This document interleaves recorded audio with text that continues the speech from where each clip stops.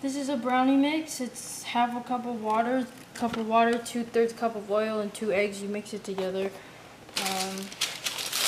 And now I'm putting down like parchment paper so that the brownies don't stick to the pan when they're done. And I'm just gonna pour the batter in, and I'm just gonna pop it in the oven for about 30 minutes, 35 minutes, and that's it. And your oven should be set for 350. It's just a regular like glass pan because I don't have like a baking dish, so just pour all of it in. Did you add anything like anything on the No, top? I don't want to put nuts in here. Okay. Now I also put a little bit of milk because I like my brownies with a little milk. Did you put milk on together on the top? No. Temperature is about 350. Wow, 30 minutes. Okay. These are the finished cake and brownies. This took about 30 minutes and this took about 40 minutes. And they're done. I'm just gonna let them cool before I cut them up.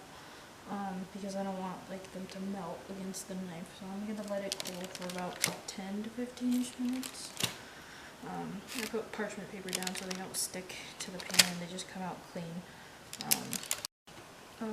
These are the finished cakes.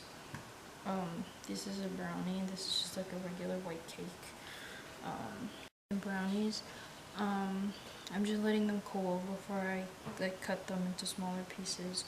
And they both consist of just 2 or 3 eggs. This has 2 eggs. This has 3. And it's a little bit of water and a little bit of oil mixed in.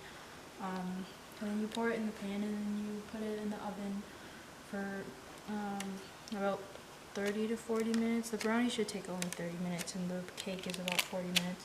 And you bake them at 350 degrees Fahrenheit. And that's it. Okay. All right. Thank you, Hannah.